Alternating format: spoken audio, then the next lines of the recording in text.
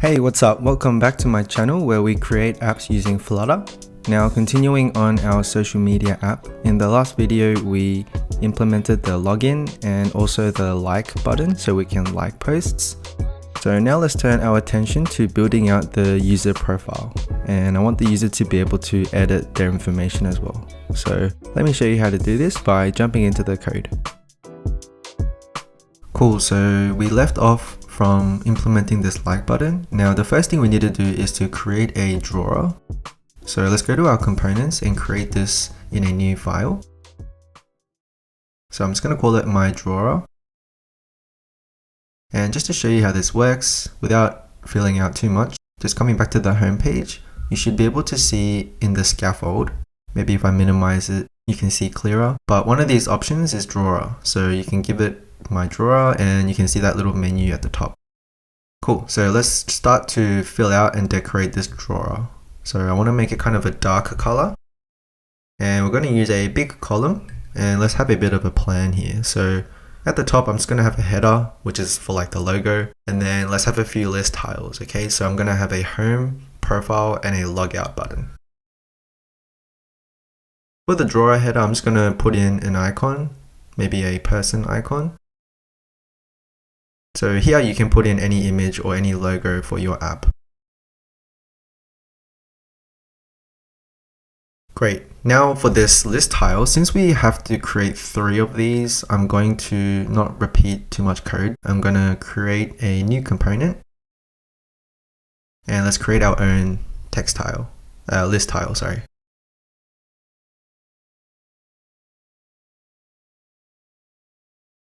So if you think about what we need between the list tiles, the first thing is I want to know the icon, I want to know the text, and let's just start with those.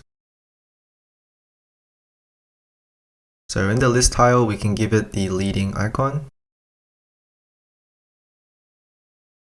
and just give a text for the title. Okay, so let's come back to our homepage and let's see what this looks like. So the first one I'm just going to fill out as a home, and yep. So I always like to see the changes as we code along. Now it looks like our text widget could be white as well. And I think we could use some padding, maybe on the left. Cool. And this is just a little aesthetic thing I like to do. For the home, I'm just going to make it capital and space it out a bit. I think that looks pretty cool. Great. Now the main thing we need is I want this to be tappable. So you can actually see this on tap, and we can give it this function. So let's also require this as well. So if you look at the list tile, then you can see it's got a red squiggle because we have to fill out this on tap. Okay, so if I tap the home button, now we are probably going to be in the home page anyway, so I'm just going to pop the menu. Now let's fill it out for the profile. And for this on tap, we need to go to a new page. Right, similar for the logout as well. We need to actually do something with these on tap methods. Okay, and so for these ones, let's just pass through the on tap methods as a parameter. Okay, so the drawer, we can have a couple options. So we can have a profile tap and also a sign out. Cool, so what that means is when you come back to the home page and we create my drawer, we have to fill out these 2 things. So if the user taps on the profile, then what do you want? We want to go to the profile page. Same thing on sign out. Sign out, we actually already have a sign out method from earlier, so we can just give it that method. But let's create this go to profile page right now. So the first thing is always just pop the menu drawer. And then let's go to a new page.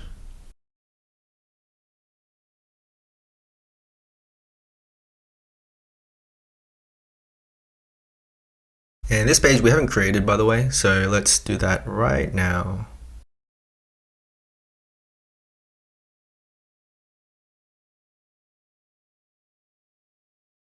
So I'm just going to put in a very basic app bar just saying profile page. So we can now come back and import this and let's save it. So let's see if it's working. So if you go to your menu drawer and then you click on profile, we can go to our new page. Awesome. And we also have the logout button in two places now. So I actually want to get rid of the one on the app bar, and let's just put all the actions in the drawer. Cool, looking good. Now one just final UI touch I want to make is this logout tile. I want it to be on the very bottom and just the logout tile. So one little trick you can do is to get everything that's not the logout tile, so all of this, and put this in its own column so that we can go to this overall column and we can space between. So what that does is it'll break it into two parts and push the logout to the bottom. But it's a bit too close to the bottom, so I'm just going to put in a padding here. Great, looking good. And if I click on this logout button, it will sign us out. So everything's working fine. Okay, so time to fill out this profile page. Let's build it out. So first of all, I'm just going to change the color of the app bar and the background color just to my liking. And in the body, we're going to create a list view. And let's create the basic UI for this. So at the top, we can have a bit of a profile picture, and then we can display the user email and some other details like the username and bio and things like that. So I'm going to slowly start filling this out. So again, here you can put in your logo or your profile picture for the user, but I'm just going to put in an icon just for now. Now to get the user email, let's grab it at the top and get the current user.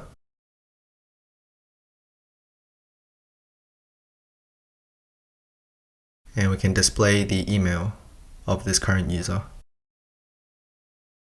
Cool, and let's pull it to the middle alignment. And I'm just going to style this up as we go along. I just like to make my apps look nice.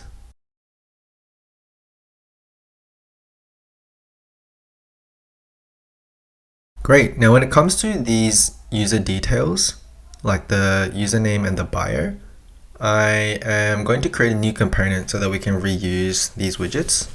So I'm going to create a new component called text box, my text box. And basically all I want to know the text and also the section name. So like section name is like user, like username.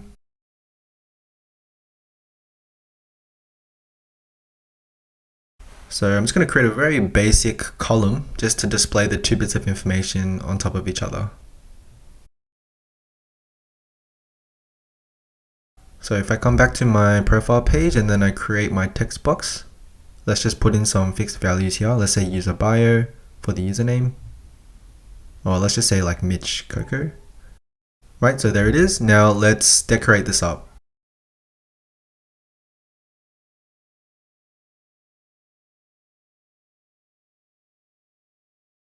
And put some margins and paddings and things like that.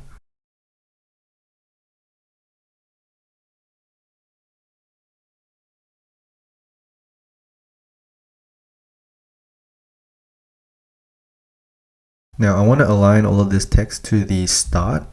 There we go. And I actually also want to make the corners round, of course.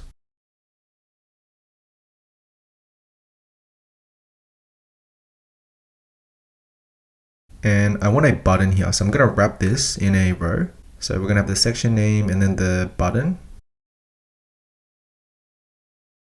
So we'll fill out this button bit later on, but just to put an icon in, maybe a settings icon would be suitable here. Yep, there it is. And let's push it to the end. So space between. Cool, looking good. Now I'm just going to change up the colors a bit, make it a bit more lighter. And essentially just the main text bit of information I want to make dark. So Mitch Coco in this case. Now when we hit this edit button, which is one of the most important things in the video, is we want to pass through this on pressed. Okay, so if you come back to the profile page, my text box is got a red squiggle because we now have to give it a method. So if I press this gear button, then what do we want to happen? Then we want to edit the field. So I'm going to come up to this hop and just create a quick method called edit field.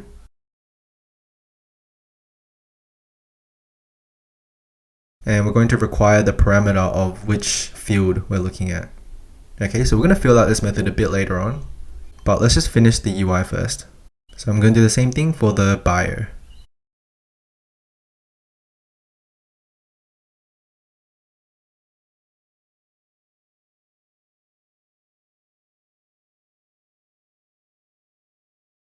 Okay, great. Now if you come to our console, you can see in our Cloud Firestore, we already have some user posts from earlier, right?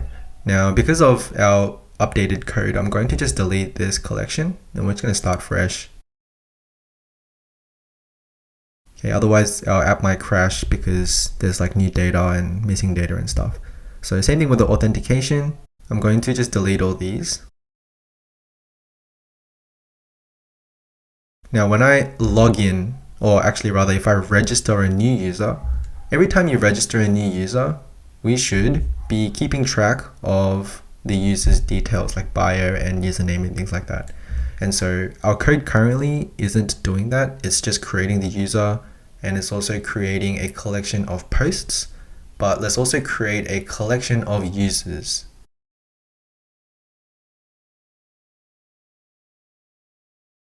Once we create the user, so we're creating the user here, but let's store that in the user credential so that we can just get the email later on.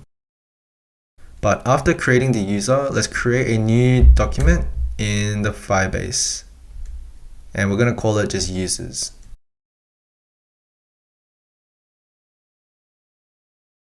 Okay, so let's give it the email.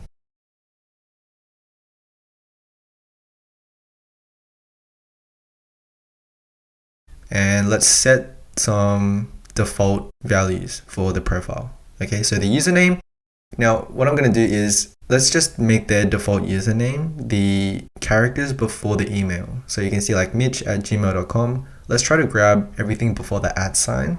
So what we can do is you can use this little bit of code called split. And so they have a nice little example for you, but we can say split it at, and that'll split it into a list. Okay, now I want the first part of the list, so I'm just going to say 0. So let's do it for the bio as well. Now for the buyer, I'm just going to put it in as empty buyer. And you can of course add more fields here if you want. Cool, so let's test this out. I'm going to create a new user. I'm just going to call it michael@gmail.com. I'm going to create a password, and if I sign in and I come back to my Firebase console, let's refresh this. Yep, there's our new user. And if you go to your database now, we have a new collection called users. And you can see it's got the Michael email. And now we can have the database for storing the user details. Great, so everything is set up very nicely. So when we come back to our home page, now that it's in our database, let's try to display the data in our app. Okay, so you can see here, I've fixed the values as Mitch Coco and stuff like that. So let's put in the actual data. So to do that, we're going to need to listen for the stream using a stream builder.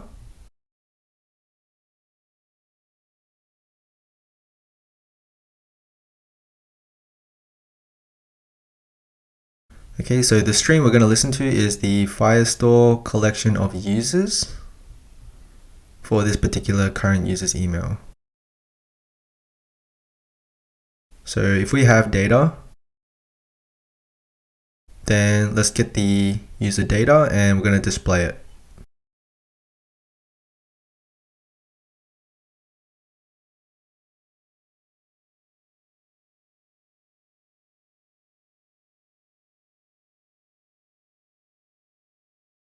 And now we can return what we had before.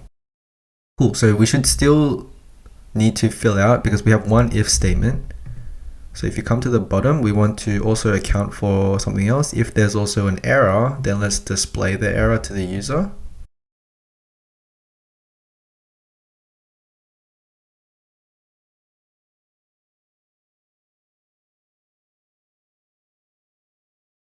And finally, just at the very end, just return your circular progress indicator.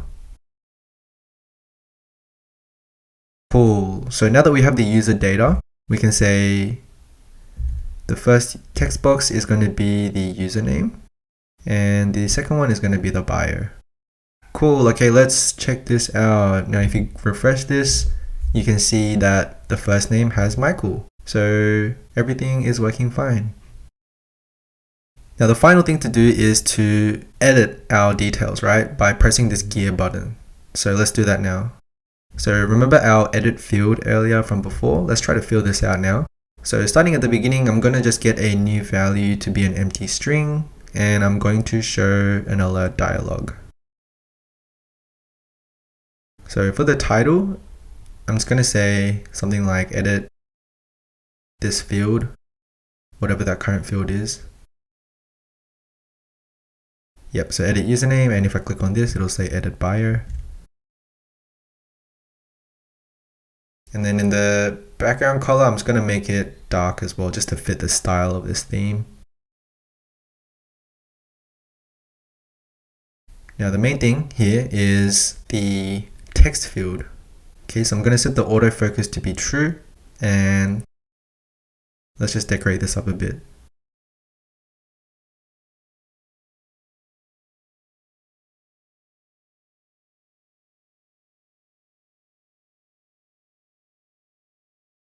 Cool, so if I refresh this and I click on the gear button, sweet, there's our little box. And so if I put some new information in, I need some buttons. Let's create something here. So on changed, let's give the value to our new value. And I want to create some actions here. Specifically, I want two buttons, one for canceling and one for saving.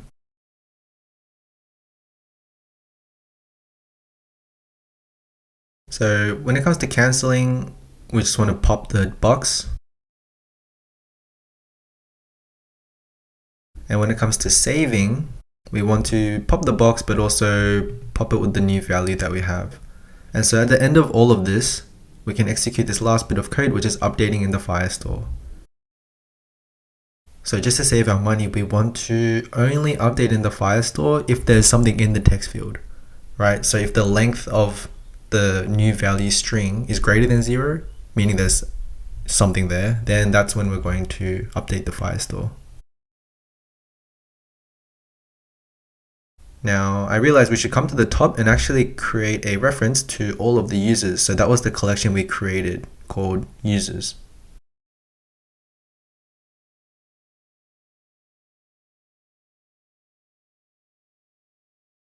Right, so now we can say await user collection and go to our current doc.